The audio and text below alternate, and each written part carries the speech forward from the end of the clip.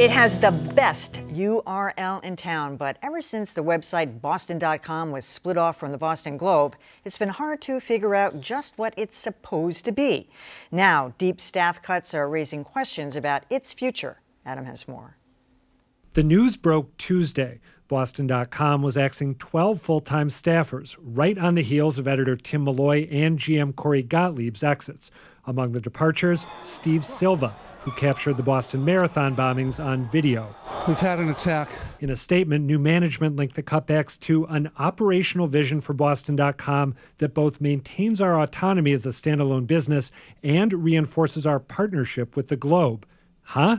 Boston Globe Media Partners CEO Mike Sheehan wouldn't elaborate, but he did say that Boston.com is a big part of their future.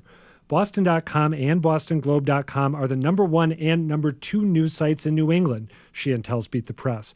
With some strategic and judicious alignment of resources, we think there's a major opportunity to better segment and grow each audience.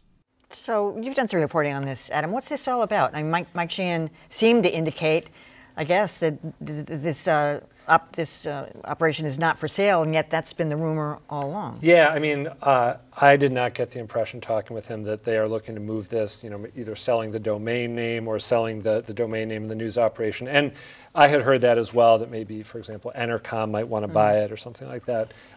I did not come away from my conversation with Mike Sheehan, some of which was off the record, thinking that that was what was going to happen. It sounds like, we saw the logos for Crux and Stat and Beta Boston. Crux, of course, who you write for, in the background at a certain point in that package. And I think that Boston.com is going to remain part of the Globe Media Partners fold for a while. Well, I have no inside dope on this, even though I do work for the Globe's Crux website. But, I have noticed a big change in Boston.com. I mean, in the last few months, it's become much better, much crisper, much. Today they had a story on Baby Doe, with a bunch of pictures. They had this great fun thing about your favorite Dunkin' Donut. I thought they were wrong. The best is not the chocolate frosted. That was the #1 on their listing. But nonetheless, it was fun, a great thing. And you've been doing a lot of that hamburgers. Yeah, Whitey Bulger's Hangout. So it's very different than the Globe, obviously. But I think it's a fun website that looks a lot better now. We have Brian McGrory on every week with Jim and me on Boston Public Radio. He says it gets massive numbers of eyes. So it's doing something right. Of course it'll get massive numbers. It was the first thing out there. It's got some residual, just automatic look at it kind of thing if you're interested in doing that. And so now what you're discussing is the BuzzFeedization of Boston.com. All right, those are really innovative ideas for BuzzFeed. Come on, Boston.com.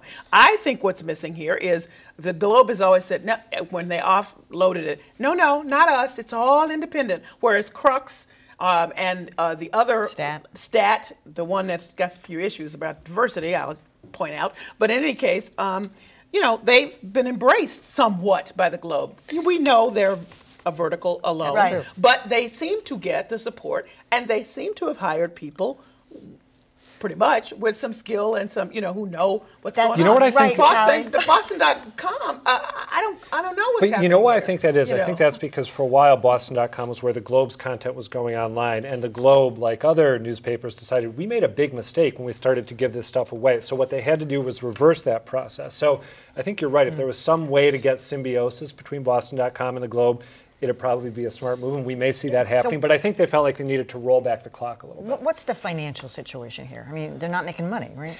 Well, I mean, the problem with a site like Boston.com is that it's a very hard business to be in. It's a free site based on aggregation and buzz, and you have to operate a site like this at such a low level of expense that it's very difficult to turn a profit without running with almost no staff whatsoever.